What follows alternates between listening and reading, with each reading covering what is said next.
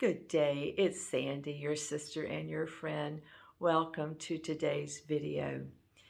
The last video I posted, there were a lot more people who watched it than had been before my previous videos. And also I had 20 more people subscribe to my channel. So first I want to say thank you to all of you new subscribers.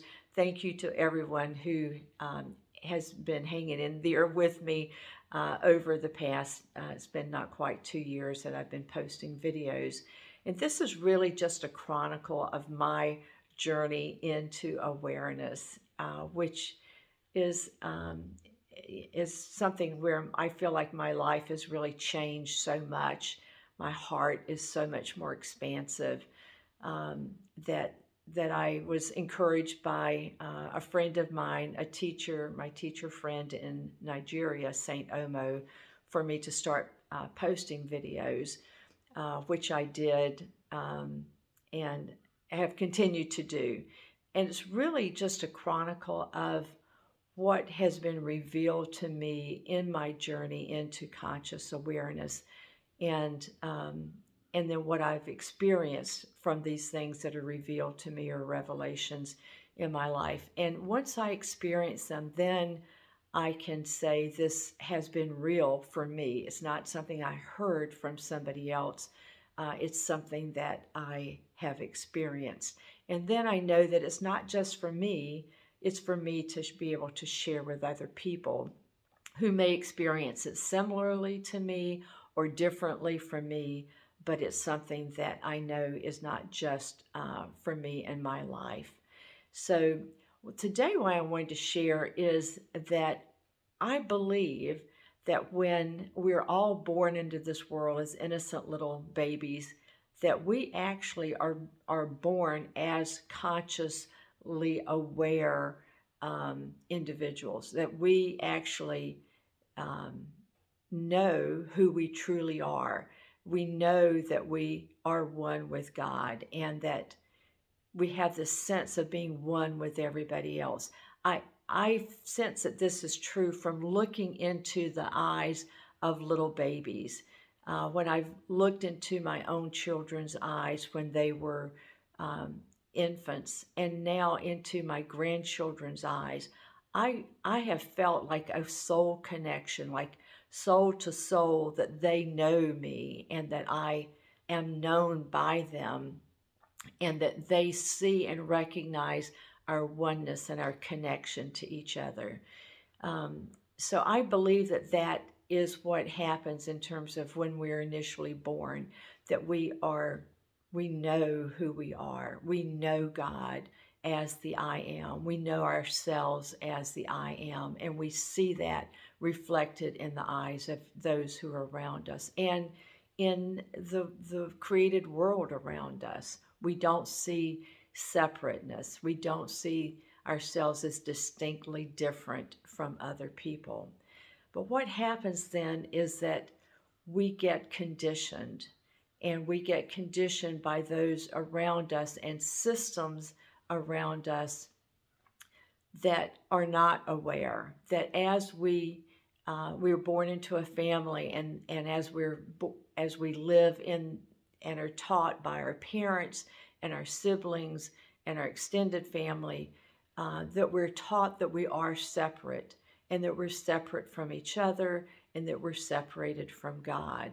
And that there's I guess depending on your religion, because those of us who were brought up in churches or in synagogues or mosques or whatever religion that we were identified with, or our family identified with, then we are taught, at least I was taught in traditional conservative Christianity, that there's a God out there somewhere that I pray to, and who I'm going to ask and beg in lots of instances for him to intersect with my life down here. And so as we are in the educational system, where we are learning things, and we're learning that we have to have a skill that we're going to go out and take into this world and have a job, and then in the job environment, we learn certain things. In our society, we learn how we get along with people and how we get ahead in this life. In whatever political system that our government, or whatever government we have in the country where we live, we also get indoctrinated into choose a political party, and one party is better than another. So we're always taught these things about comparing ourselves in school, taking tests, see who's ahead of the other ones, in the job, who gets promoted, in the political system, who, which party gets to take power. So there's all these things that teach us that money is the answer, and power is the answer, and job is the answer, and even in relationships, the cool kids versus the not cool kids, or in marriages, who you get chosen by, who you choose to marry, and statuses of families. I see this as what happens to us is through this conditioning of all these people and all these systems, is that we get hypnotized. That this is a gradual hypnotic falling asleep from our true reality, falling asleep into this hypnotic state, and that it is universal. All people get hypnotized. I don't think there's anybody who doesn't at least get something, unless you are living an isolated life, or your parents are both totally conscious, awakened beings who realize that this formed state that we're born into isn't our true self. And if we were taught that and we learned that in school, then it would be a whole different society that we live in. So I think that what our goal is in this life, I believe, is to awaken. It's to wake up from this state of thinking in a very dualistic way, that there's a me and then there's a you. There's an us and there's a them. There's humanity and there's a God out there somewhere. So waking up to the fact of this oneness consciousness is quite a dramatic thing. And if you've ever had just a glimpse of this, I would just encourage you to hold on to that. I remember about 15 years ago, I heard Roy Masters, who was a hypnotherapist. He's since passed away, but I remember hearing him give a talk because he tried to help people overcome smoking or drinking or other things that they wanted to change in their life through hypnotherapy. What he did is he had a group of people, small group, and he asked one fellow in the front row if he would allow Roy to hypnotize him, and he agreed. So Roy hypnotized him, and then he had a conversation with him. And he asked this guy, why are you wearing your shoes on the wrong feet? And the guy's like, what do you mean? Do I have them? Oh, Roy says, oh, definitely. You have your shoes. You're wearing them on the wrong feet. So the guy says, Roy says, wouldn't it feel better if you changed your shoes and put them on the right feet? So the guy said, oh, yeah, I think so. So now, bear in mind, he's hypnotized. So he takes his shoes off, unties them, changes, and now his left shoe is on his right foot and vice versa. And he ties them up, and Roy says, now, doesn't that feel a lot better? And the guy says, oh, yeah, I have so much more space in my shoes. Thank you so much. And they go on and have a conversation about it. And then Roy snaps his fingers or whatever he does and wakes the guy up. And the guy looks down and he says, why am I wearing my shoes on the wrong feet? So the point of this exercise was for us to actually see that when we're hypnotized, we can be conditioned to believe anything. We can be conditioned to believe things that are totally not true, that have no reality to them whatsoever. And yet we can be conditioned to believe those things. And we will hold on to that as being true. You won't be able to convince us that those things are not true. And we have to know that that is the state that we were in before we had this waking up to, wait, there's this conditioned form is not the real me. The real me has always been alive. The real me is one with God and is one with everybody, is one with everything. And once this is, for most of us, is a gradual unveiling of this as our true identity. And that's what's been happening in me for the last few years, is this, I feel like I'm peeling away layers like an onion. Like, I see this and now I see that. And then I want to experience it and see, is that really true? And once I do, I share it with you. So that's what this hypnotic state, if we all realized that everybody out there, until they have this first glimpse of awakening, of their consciousness, of who they really are, that they're all asleep, and we've all been asleep.